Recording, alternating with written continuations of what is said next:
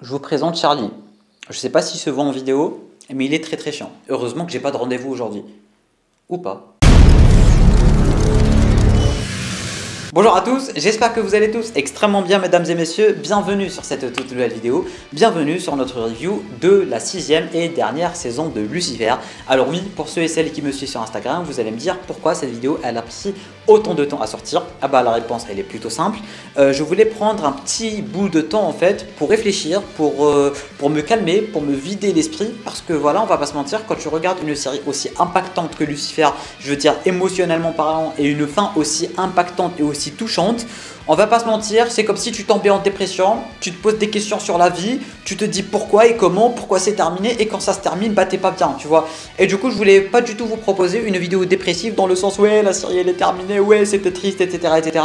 Du coup, je voulais prendre un petit peu de temps pour moi, de quoi essayer de réfléchir à une vidéo un peu concrète, je peux dire ça comme ça, et un petit peu, mais je dis bien un tout petit peu d'objectivité durant cette vidéo, parce que voilà, on va pas se mentir, Namiad c'est tout simplement le contraire d'objectivité sur la chaîne, vous le connaissez, et du coup, je voulais tout simplement aujourd'hui revenir sur la 6e et dernière saison de Lucifer et sur la série en général. Parce que c'est bon, j'ai pris du recul, je me suis rendu compte que la série, bah elle est géniale, malgré que je m'en étais rendu compte il y a longtemps. Mais surtout, j'ai un tout petit peu oublié et digéré la fin de la série parce qu'on va pas se mentir, encore une fois, quand tu termines une série impactante et une série de 6 saisons quand même, tu te poses des questions sur la vie, tu te poses des questions sur l'existence et tout, tellement t'es pas bien, tu vois, t'as plus de but dans la vie, si je peux dire ça comme ça en fait. Bref, commençons par le commencement, une saison ma foi plutôt sympathique, qui fait toujours honneur à la série, si je peux dire ça comme ça, elle est vraiment toujours dans le même thème de la série, on change pas les bails, on change pas une équipe qui gagne, si je peux dire ça comme ça, et dans un sens, ça fait extrêmement plaisir pour la simple et bonne raison que oui, c'est une dernière saison et tout, mais des fois,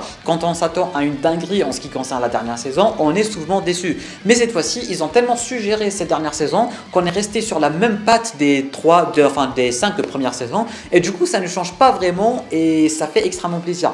Mais dès le premier épisode, tu te dis ok, ça se voit que c'est la fin, tu vois. Dès le premier épisode, genre la première scène du premier épisode, c'était la première scène du premier épisode de toute la série, tu vois. C'était la même chose, sauf qu'il portait pas du noir, mais qu'il portait du blanc. Il a rencontré le même flic et tout, c'était la même mise en scène.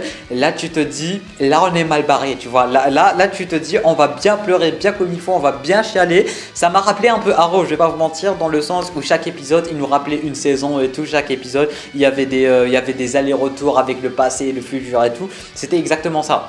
Dès qu'il y avait une scène, il y avait un semblant qui ressemblait à une scène d'avant, d'une saison d'avant, et c'était à peu près comme ça durant toute la saison. Et oui, quand tu sais que c'est la fin et tout, ça te fait mal, même genre une scène super heureuse et tout, ça te fait mal parce que tu sais que c'est la fin en fait.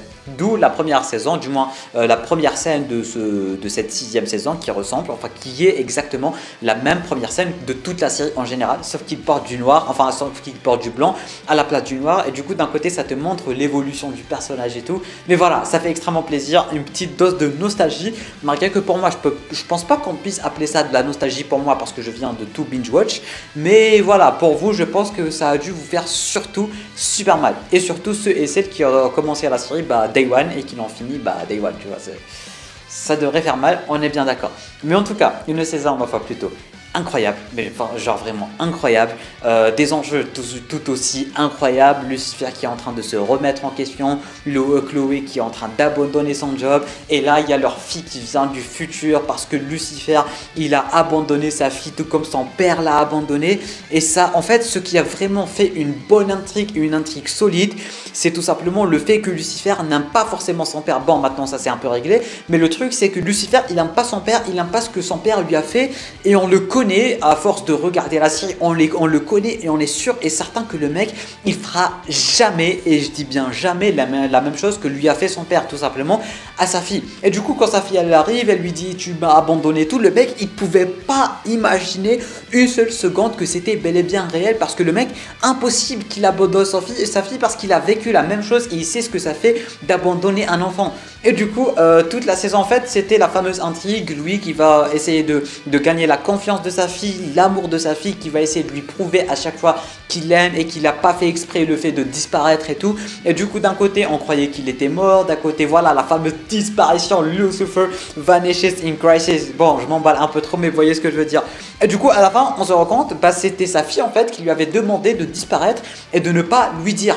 Et du coup, à la fin, il y avait Chloé qui était en train de mourir. Bon, là, c'était super triste. Genre, Chloé sur son lit d'hôpital en mode vieille, c'était... Mais ça m'a fait mal, ça m'a fait mal. Mais bref, après, il y a sa fille qui rentre, elle dit à Chloé pourquoi tu l'as laissé faire et tout. En fait, c'était sa fille qui avait dit à la Chloé du passé de ne pas dire. C'est pour ça que la Chloé du futur, elle a rien dit, ce qui explique le fait que sa fille du futur, elle est venue au passé pour tout expliquer. Et du coup, c'est elle qui lui aura dit... En fait, je suis dans une boucle sans fin en fait. Faut que j'arrête. Bref, vous voyez un peu ce que je veux dire. Mais en tout cas, l'intrigue avec cette fille, elle était super bien cherchée quand même. Hein. Mais vraiment super bien cherchée. Une intrigue qui est propre au personnage de Lucifer et qui est propre à sa personnalité en général. Ça faisait vraiment un super beau mélange. Le couple Chloé-Lucifer, il était incroyable. Le couple Chloé-Lucifer, il est et il a toujours été incroyable. C'est incroyable tout ce qu'ils ont passé ensemble en fait. Tout ce qu'ils ont passé, c'est juste incroyable. D'ailleurs, en parlant du couple et tout, il y a une musique, elle m'a marqué et je continue à la chanter maintenant. Je pense qu'elle vient de la saison 5 parce qu'il y avait Dieu et... Ah oui, c'est vrai, j'avais pas proposé de vidéo pour la saison 5, c'est pour ça. The world was on fire, but no one could save me but you. Cette chanson, elle m'est collée, mais genre, j'arrive plus à la détacher, c'est incroyable. D'ailleurs, on n'a pas parlé de la saison 5. La saison 5 aussi, elle était géniale parce que j'ai pas trouvé le temps d'en parler. Surtout que j'ai binge-watch les deux. Du coup, je trouvais pas forcément le temps pour en parler parce que j'étais en train de regarder la saison 6. Mais si j'ai une seule chose à dire à propos de la saison 5, voilà, c'était incroyable et tout, on va pas se mentir, Paradis et compagnie. Mais Dieu qui fait des pancakes et qui fait des barbecues et il en fait débile en fait. Il en fait débile. C'est tout ce que j'ai à dire. Il en fait super débile. Le mec, il a donné ses pouvoirs à Charlie. Et il a oublié. Ils ont tellement décrédibilisé leur dieu. Ouais, je dis leur dieu parce que c'est leur dieu. Et voilà.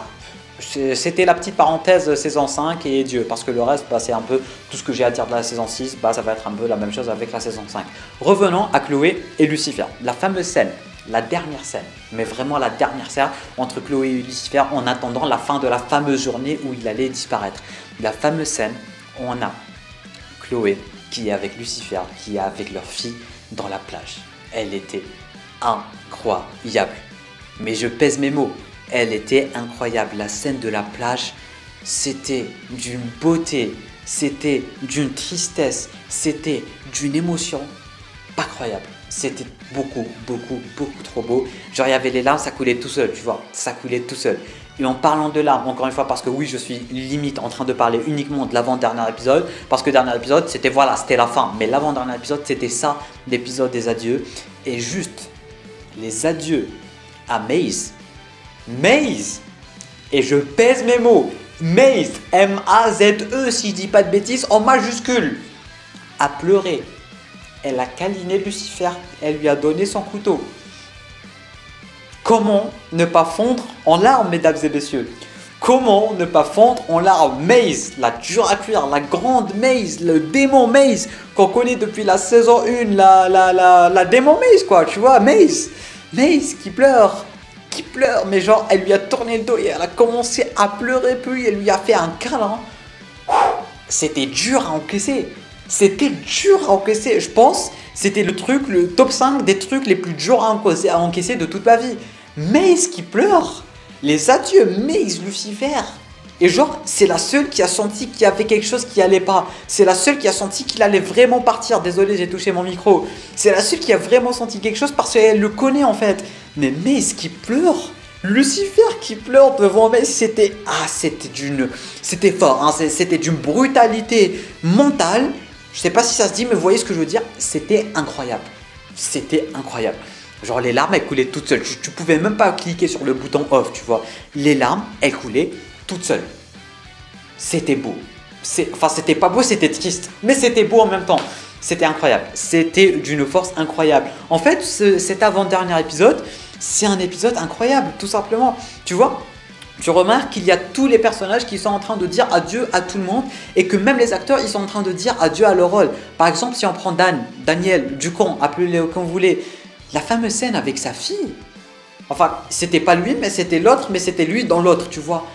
C'était une scène. Mais les gars, Daniel qui voulait se faire pardonner par sa fille et tout, C'était d'une tristesse. Et après, il y avait Trixie qui était en train de lui répondre: ouais, tu connais pas mon père parce que mon père, c'est le meilleur père de tous les temps et tout.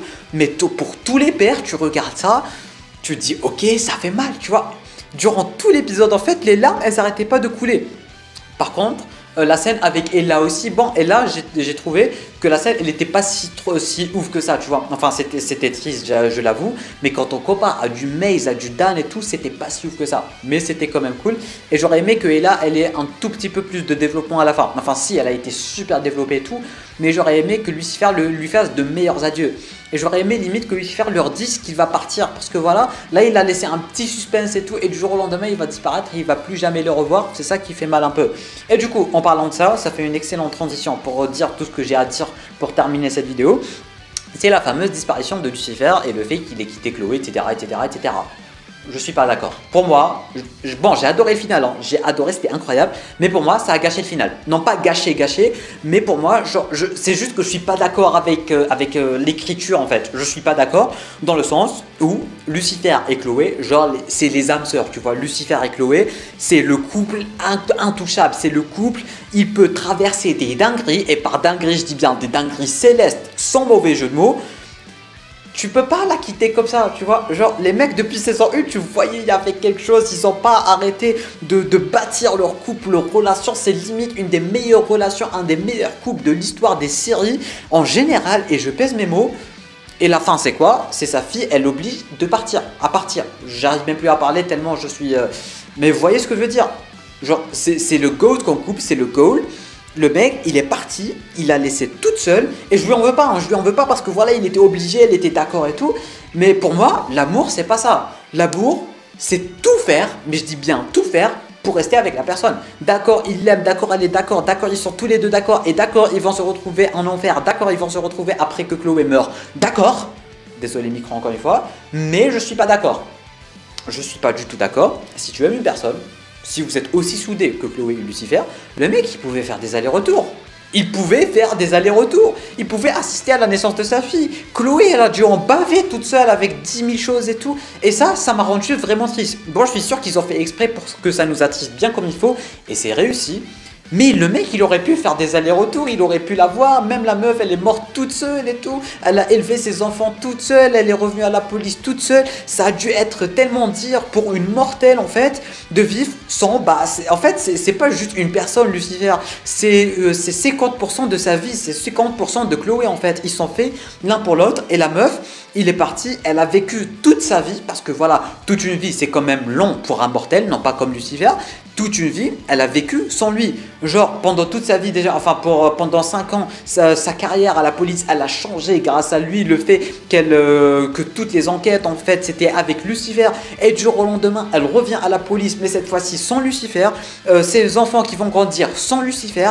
Ça m'a fait un petit quelque chose, tu vois. Parce que dans un sens, il y a Dieu, il y a littéralement Dieu, c'est-à-dire Amenadiel. Le mec, il pouvait être là pour ses enfants, pour leurs anniversaires et compagnie.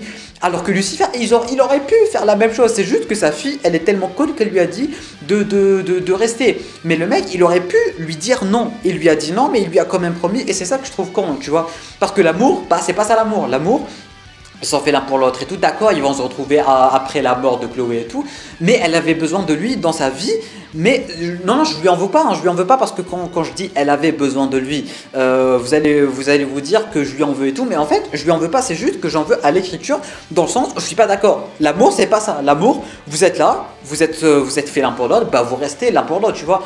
Et vous pourrez toujours, je dis bien toujours, trouver des solutions. Comme l'a dit Peter Parker, on a toujours le choix, mais vraiment toujours le choix. Du coup voilà, je pense fermer la parenthèse parce que j'ai trop parlé concernant cette parenthèse. Mais en tout cas, une saison, ma foi, plutôt incroyable. Une fin, ma foi, plutôt incroyable, triste. Bien faite pour la série, je peux dire ça comme ça. Le délire avec Lucifer qui a ouvert son propre cabinet, c'était incroyable et tellement symbolique parce que c'est Linda qui l'a aidé depuis le début jusqu'à la fin. Le mec il s'est dit vas-y je vais aider les autres tout comme Linda m'a aidé, parce que le truc en fait c'est dans la parole, c'est dans sa façon de parler et tout. Et du coup, il a appris des meilleurs pour ouvrir son cabinet en enfer et tout. C'était juste incroyable. Et une fin digne du personnage. Une fin digne de tous les personnages, si je peux dire ça comme ça. Chloé aussi, qui va revoir Lucifer en enfer après sa mort, Amenadiel et tout. Bref, c'était beau, c'était incroyable, une série incroyable, une fin incroyable pour une série incroyable, un couple incroyable, Lucifer, Chloé incroyable, Amenadiel le meilleur ange de tous les temps, je sais pas s'il existe chez nous, mais Amenadiel il est incroyable aussi. Et voilà, je sais pas quoi dire de plus. Je suis content de la fin de la série, je suis content d'avoir regardé cette série, content d'avoir découvert cette série et content de tout en fait. Du coup voilà. Merci à tous, merci à toutes d'avoir regardé cette vidéo jusqu'à la fin. Je compte sur toi pour mettre le petit pouce bleu, pour t'abonner à la chaîne YouTube ainsi qu'activer les notifications si tu es d'accord avec moi concernant tout ce que j'ai dit. Du coup, tu cliques ici, il y a ma grosse gueule, tu t'abonnes, ça fait toujours plaisir. Tu peux regarder notre vidéo en cliquant juste là. Moi, je te dis à très bientôt pour une toute nouvelle vidéo. C'était Amiad, portez-vous bien.